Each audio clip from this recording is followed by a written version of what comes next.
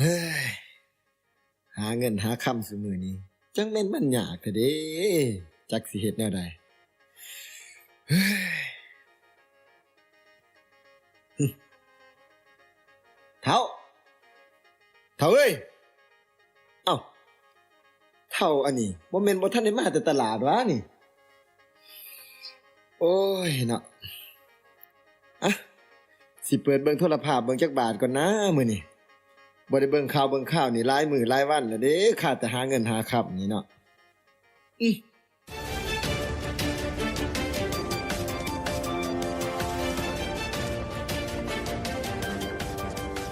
สบายดี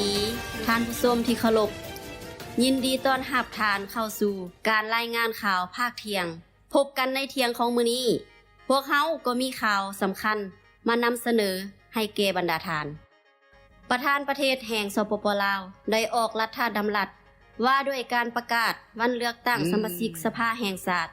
โดยกำหนดเอาวันอาทิตย์ที่22กุมภาพันธ์2026เป็นวันเลือกตั้งสมาชิกสภาแห่งชาติสุดที่10และสภาประชาชนขั้นแขวงสุดที่5อย่างเป็นทางการซึ่งการเลือกตั้งในครั้งนี้ถือเป็นการปฏิบัติสิทธิอำนาจของประชาชนตามรัฐธรรมนูญสปป.ลาวฉบับปี2025มาตรา2ที่บัญญัติว่าอำนาจรัฐเป็นของประชาชนโดยประชาชนและเพื่อผลประโยชน์ของประชาชนซึ่งจะนำมาสู่การเปลี่ยนแปลงสำคัญหลายประการหมายถึงการมีผู้แทนประชาชนสุดใหม่ที่ได้รับการเลือกตั้งโดยตรงจากประชาชนเข้ามาดำรงหน้าที่ในการตัดสินใจเกี่ยวกับทิศทางการพัฒนาประเทศพ่อปานคนหูหนวกเจ้ากับพรนั้นแด้เว้าหยังก็บ่ได้ยินเฒ่าเอ้ยเนาะ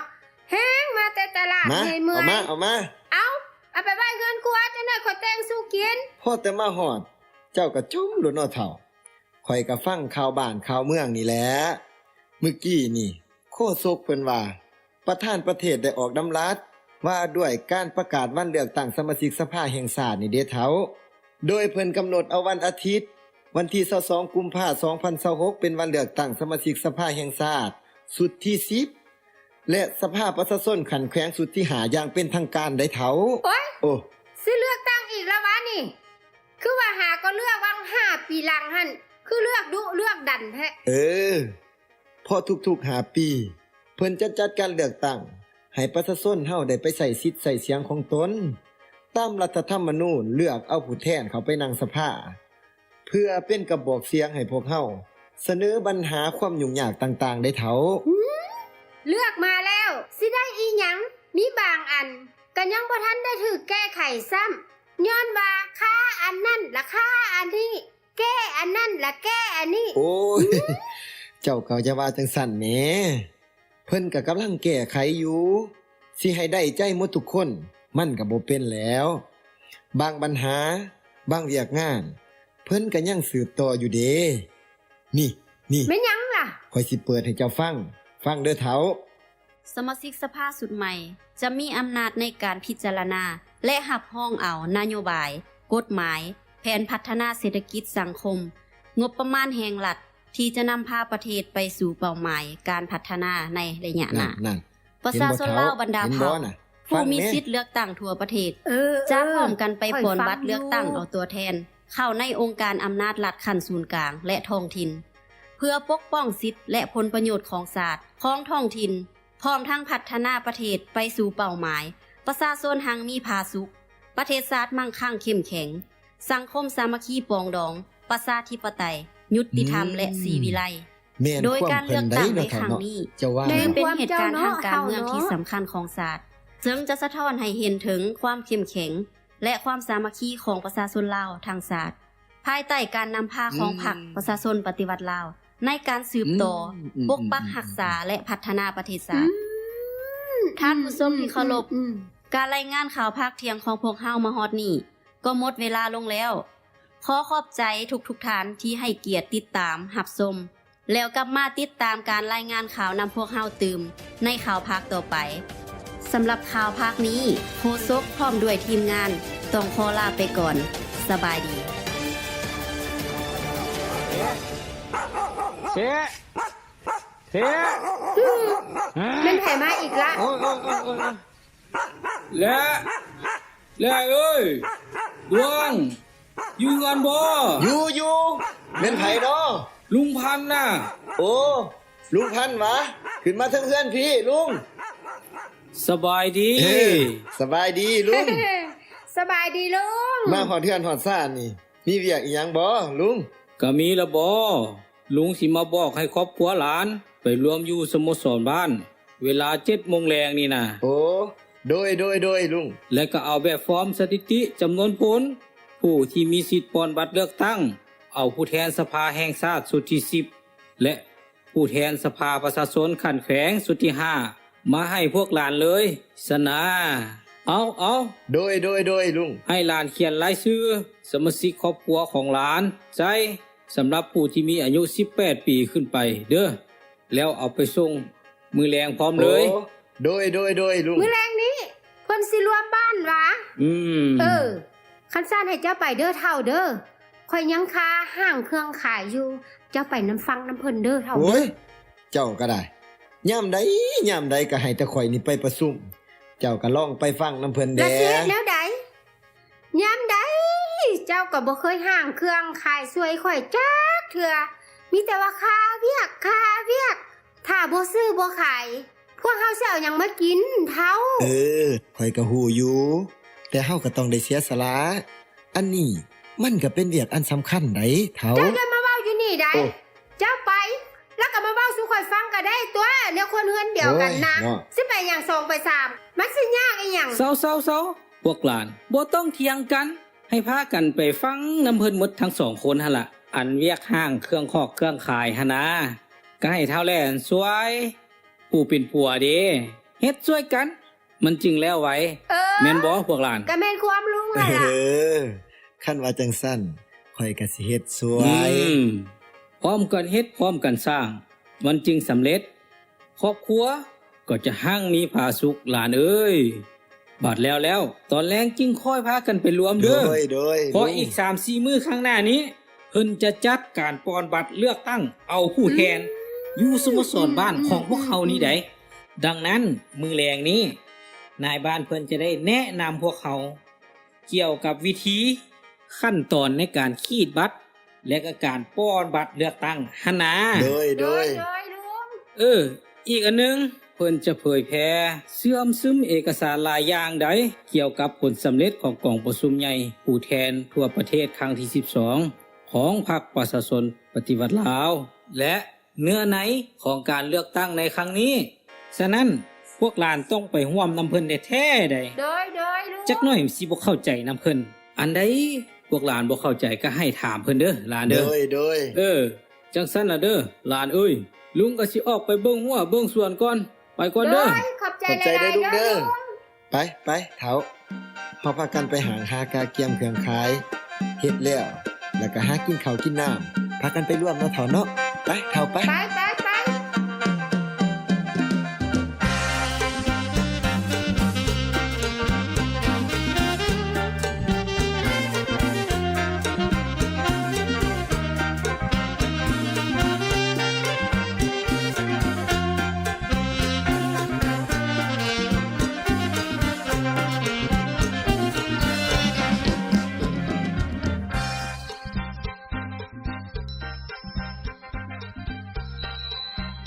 โหล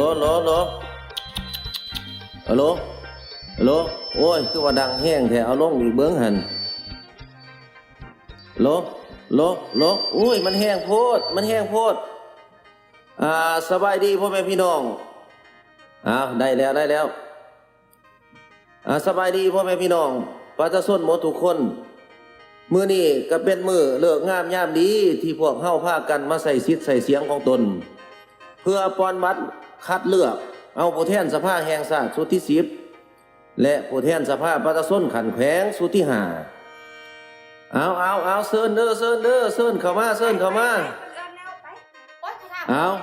คืออยากอธิบายให้พ่อแม่พี่น้องเข้าใจคือจังซี่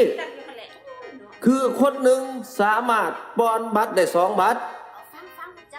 บัตรที่1แม่นปอนบัตรคัดเลือกเอาผู้แทนสภาแห่งชาติ นี่เด้อป้อนใส่หีบหน่วยสีขาวนี่เด้อเข้าใจเนาะพี่น้องเนาะลาบัตรนี้บัตรที่2มานี่แม่นป้อนบัตรคัดเลือกเอาผู้แทนประชาชนขันแขวงนี่ป้อนใส่หีบหน่วยสีฟ้านี่เด้อพี่น้องเด้อเข้าใจเนาะเอาต่อไปขอเชิญคณะรับผิดชอบมาเปิดหีบให้พ่อแม่พี่น้องได้เบิ่งเพื่อความโปร่งใสยุติธรรมเอาเปิดบัดนี้ต่อคิวได้แม่ต่อคิวได้แม่ เห็นน้ำกันนะเนาะบัดนี้เนาะบ่มีหยังอยู่ในหีบเนาะเอาขั้นสั้นต่อไปข้าพเจ้าสิเว้าเกี่ยวกับระเบียบการป้อนบัตรเลือกตั้งฟังน้ำกันเด้อพี่น้องเด้อ1สถานที่ป้อนบัตรเลือกตั้งของพวกเฮาก็ได้จัดใส่บอนที่เหมาะสมและสะดวกก็คือสโมสรบ้าน2พวกเฮาจะมีคณะรับผิดชอบหน่วยป้อนบัตรเลือกตั้งให้คำแนะนำเผยแพร่วิธีการขีดบัตรและวิธีป้อนบัตรลงคะแนนเสียงให้ผู้มีสิทธิ์เลือกตั้งก็คือพ่อแม่พี่น้องหมดทุกคนได้เข้าใจ 3. การป้อนบัตรพวกเฮาจะมีคณะรับผิดชอบหน่วยป้อนบัตรเลือกตั้งต้องได้ไขหีบบัตรให้เห็นทางในซ่องหน้าพ่อแม่ประชาชนเอาคือบางกี้นี่เด้อพี่น้องเด้อและ4ผู้มีสิทธิ์เลือกตั้งต้องเสนอตัวและแจ้งบัตรยั่งยืนต่อคณะรับผิดชอบหน่วยป้อนบัตรเลือกตั้งเพื่อรับเอาบัตรลงคะแนนเสียงทั้ง2หีบ5. สำหรับผู้มีสิทธิ์เลือกตั้งที่บ่ฮู้หนังสือที่บ่สามารถขีดบัตรด้วยตนเองได้ทางคณะรับผิดชอบหน่วยป้อนบัตรเลือกตั้งของพวกเฮา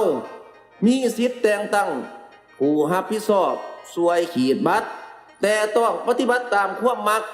และการชี้บอกของผู้นั้นให้ผู้เกี่ยวเอาบัตรลงคะแนนเสียงไปป้อนใส่แต่ละหีบบัตรด้วยตนเอง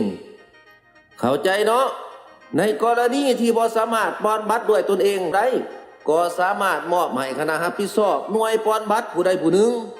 ช่วยนำเอาบัตรไปป้อนใส่แต่ละหีบบัตรโดยซองหน้าผู้เกี่ยว 6. ในกรณีผู้ที่มีสิทธิ์เลือกตั้งเจ็บป่วยเสียองค์ เฒ่าแก่หรือไปป้อนบัตรบ่ได้นั้นคณะรับผิดชอบหน่วยป้อนบัตรพวกเฮาก็มีการจัดตั้งหน่วยรับผิดชอบหีบบัตรเคลื่อนที่ไปรับเอาคะแนนเสียงกับที 7. ถ้าหากผู้มีสิทธิ์เลือกตั้งหากขีดบัตรผิดต้องส่งบัตรที่ขีดผิดนั้นคืนและขอเอาบัตรใหม่